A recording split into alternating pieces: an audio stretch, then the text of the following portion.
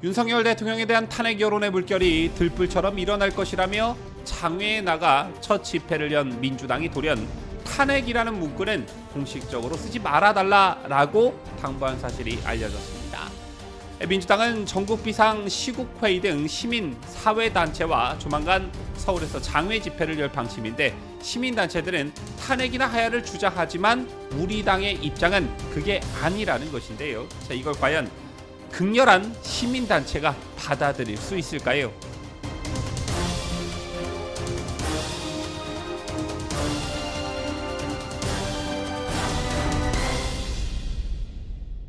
시청자 여러분 안녕하십니까? 뉴스데일리 베스트 민앵커입니다.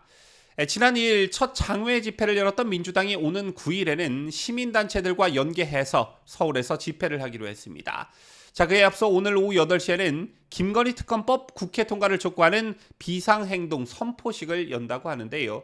14일 본회의 전까지 매일 상임위원회별로 조를 나눠서 비상행동을 함과 동시에 오는 9일에는 시민단체들과 연계해서 서울에서 집회를 하기로 했습니다.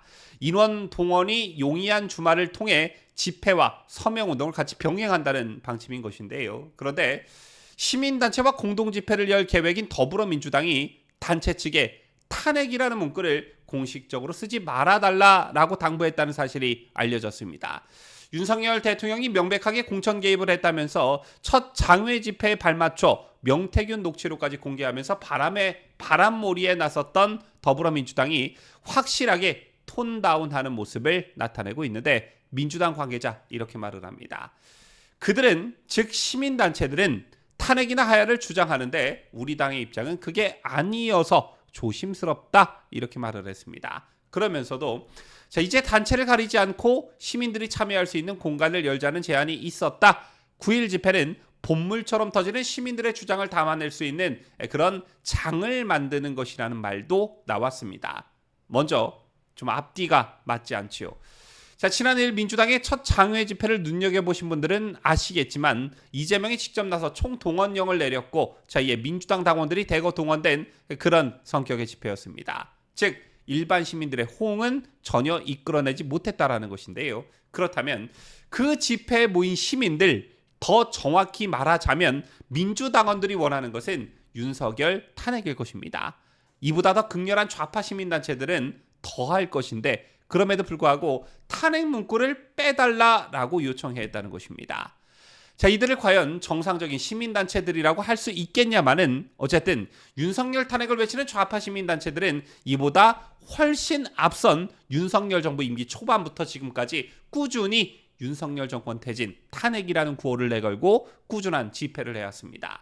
자, 이 세력과 민주당이 합세를 한다는 것인데, 더 구체적인 요청사항을 보면 공식적으로 탄핵 구호를 걸지는 말아달라. 참여한 시민들이 개별적으로 탄핵 이야기를 할 수 있지만 주최 측이나 사회자가 탄핵 구호를 외치거나 하는 건 배제해달라고 요청했다는 것입니다.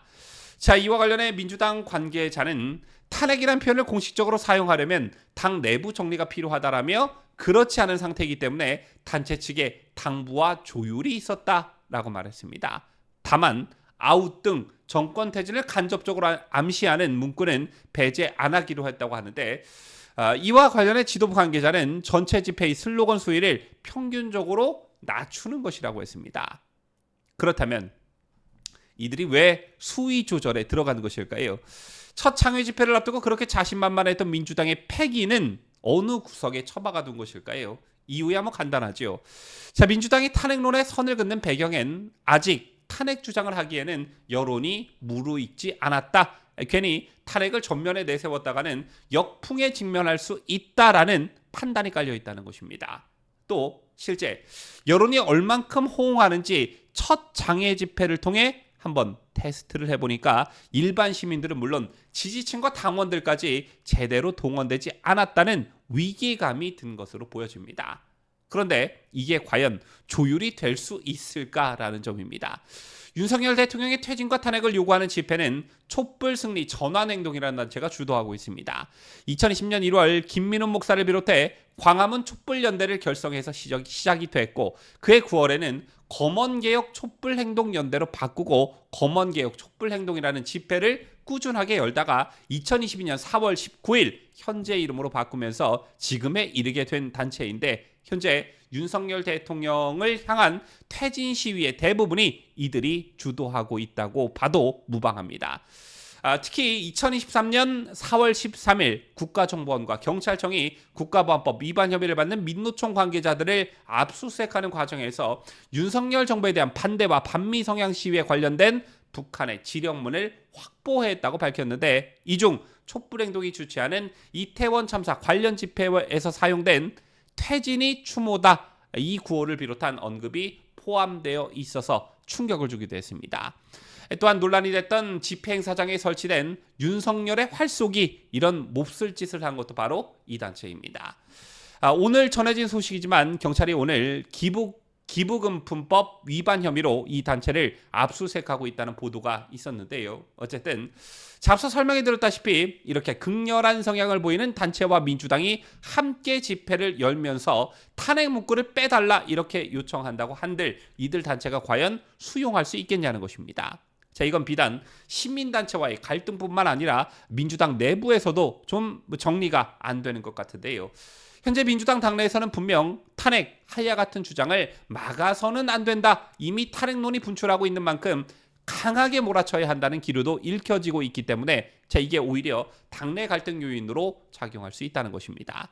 자, 이렇게 우왕좌왕하는 상황에서 이재명 1심 판결이 이재명에게 불리하게 나오게 되고, 자, 이에 반대 진영, 즉 우리 보수 진영의 결집과 사기가 올라간다고 하면 전세가 금방 뒤집힐 가능성, 저는 분명 있다라고 보는데요.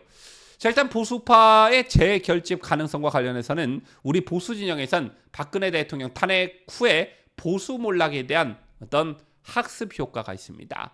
요즘 저희 채널에 달리는 댓글들을 보더라도 한 번 당하지 두 번 당하겠느냐, 민주당 선동에 넘어가지 말고 정신을 바짝 차려야 한다라는 취지의 댓글들이 많이 올라오고 있는데, 만약 민주당이 윤 대통령에 대한 탄핵에 실제로 돌입한다면 보수파 진영이 똘똘 뭉칠 수 있다라는 것입니다. 자, 그리고 의석수에서는 많이 딸리는 게 사실이지만 박 대통령의 탄핵과 그리고 문재인 정부를 거쳐오면서 우리 보수파 진영의 장외 집회 투쟁력은 좌파들을 압도하고 있습니다.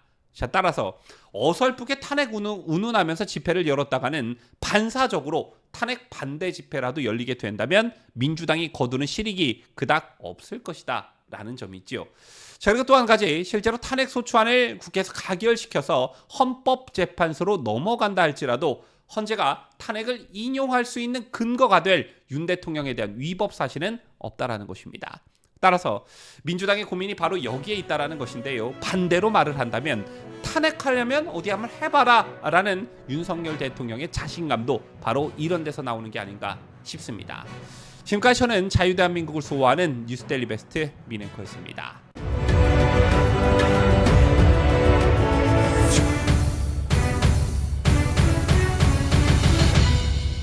함께해요. 뉴스데일리 베스트.